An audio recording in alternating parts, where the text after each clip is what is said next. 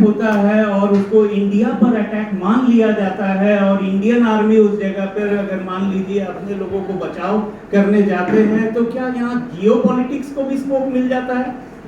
हो सकता है पाकिस्तान न्यूज कुछ और दिखा रहा होगा, चाइना के न्यूज कुछ और दिखा रहे होंगे और इंडिया के जो मित्र होंगे वो इंडिया के जैसे बीजेपी को हिंदी बेल्ट में पॉपुलैरिटी है, साउथ में नहीं है पॉपुलैरिटी, ये जियोपॉलिटिकल। अच्छा, ये जियोपॉलिटिकल मतलब आजकल एजेंडाज में आते जा रहे हैं कि कैसे नॉर्थ इंडिया और साउथ इंडिया आपको अपने ये भी है जियोपॉलिटिक्स। तो जो भी पॉलिटिकल पार्टी है उसको देश का रक्षा करना है तो अंडमान का भी रक्षा करना है चाहे कितना भी दूर हो, और उसको हिमालयाज का भी वो हिमालयन रिलीफ वो समझे चाहे ना समझे, बीजेपी का एक आदमी भी शायद कभी ज्योग्राफी ना पढ़ा हो, लेकिन जब इंडिया की बात होती है, हिमालय की बात होती है तो हाँ ये इंडिया है। हाँ तो उनको वोट लेना होगा तो बिल्कुल उनको ज्योग्राफी का भी नॉलेज रखना है। बस इसी तरह से बच्चों में भी जो है बहुत सारे तरह से कोलाइड विद ईच अदर, और एक हो गए हैं two plates move opposite to each other. अरे एक हो गया, तीसरा भी है जब वो स्लाइड पास्ट होते हैं।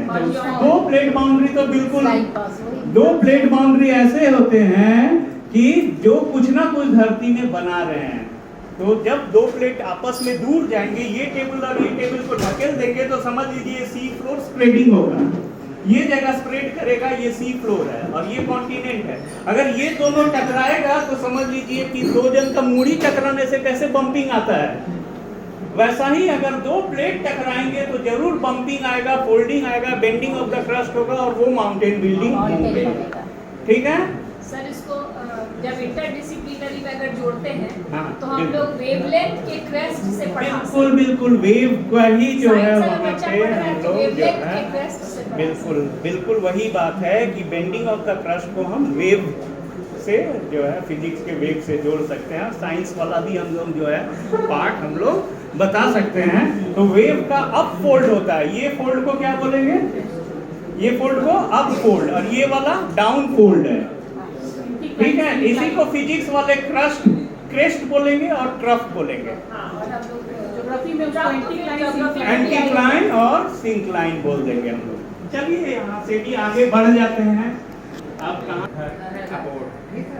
हो गया, और फिर हिमालय जो अभी हमने कहा, और अभी बहुत सारे सर ने ही कह दिया कि वो सिनोजोइक में बना है माउंटेन बिल्डिंग और वो लेटेस्ट जियोलॉजिकल टाइम है, तो इसलिए वो यंग है और वीक भी होते हैं। जो धरती का कमजोर हिस्सा होता है वही जगह में एक्टिविटी होते हैं माउंटेन बिल्डिंग के।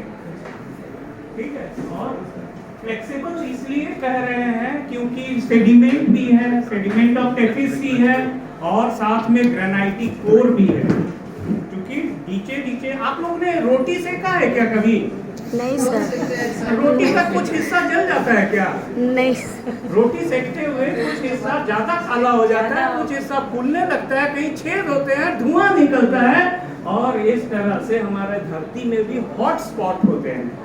हमारे धरती में हॉट स्पॉट होता है जो कि आपका गैस स्टोव है, और उसके ऊपर रोटी होती है। तो आप कभी इधर करते कभी उछालते हैं, कभी उसको दूसरा साइड फ्लिप कर लेते हैं और रोटी सेकना हो जाता है। तो बिल्कुल हमारे क्रस्ट और मेंटल में ऐसे पोजीशंस होते हैं जिनको हम लोग आज हॉटस्पॉट कह रहे हैं, और पूरे हॉटस्पॉट के ऊपर से एक एक करके क्रस्ट का पास आगे बढ़ गया होगा।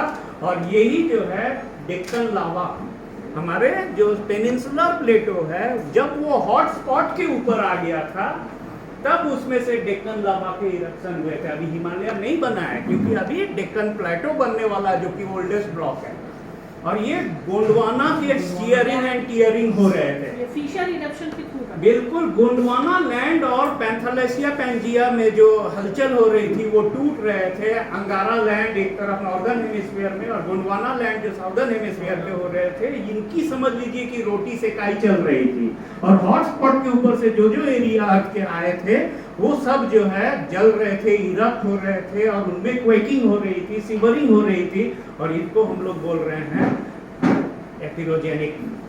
इनको क्या बोल रहे हैं? एपिरोजेनिक, यानी कॉन्टिनेंट बिल्डिंग प्रोसेस। पूरा का पूरा कॉन्टिनेंट आकार ले रहा है अर्थ में। क्योंकि पैंथलासा और पैंजिया टूट रहा है, एपिडोजेनिक प्रोसेस चल रहे हैं, और जगह जहाँ जहाँ टक्कर हो रहे थे वो हो गए ओरोजेनिक प्रोसेस, वहाँ माउंटेन बिल्डिंग हो रहे थे। और जहाँ प्लेट ऑपोजिट में जा रहे थे वहाँ पे सी फ्लोर स्प्रेडिंग हो रहा था, यानी अटलांटिक ओशन बन रहा था। अफ्रीका एक तरफ ड्रिफ्ट हो रहे थे और साउथ अमेरिका की तरफ ड्रिफ्ट हो रहे थे, और अटलांटिक सी फ्लोर स्प्रेडिंग हो रहे थे। ये सब कुछ हुआ हिस्ट्री ऑफ द अर्थ में, geological history of the earth में ये सारी चीजें हुई हैं, ठीक है। तो ये सिंपल सा बात है, रेनफॉल ज्यादा होगा तो वो रिवर बनेगा, यानी सिंपल वर्ड है, रिवर नहीं भी है तो सरफेस रन ऑफ है, सरफेस रन ऑफ है तो इरोजन है, इरोजन है तो कहीं डिपोजिशन है ना। तो ये फोर्सेस है, एक्सोजेनिक फोर्सेस, जिसमें इरोजन है, डिपोजिशन है, रेनफॉल हुआ, सरफेस रन ऑफ हुआ, कटिंग ऑफ द सरफेस हुआ, कहीं इरोजन कहीं डिपोजिशन, ये सब फोर्सेस चलते रहेंगे। और कभी कभी ऐसा हो जाता है धरती के नीचे से कुछ हरकत हो गई, धरती के नीचे से कुछ अगर मान लीजिए फोर्स क्रिएट हो गया, ओरिजिनेट हो गया, तो वो हो गए इंडोजेनिक, जो कि वोल्केनिज्म है, जो कि अर्थक्वेक है।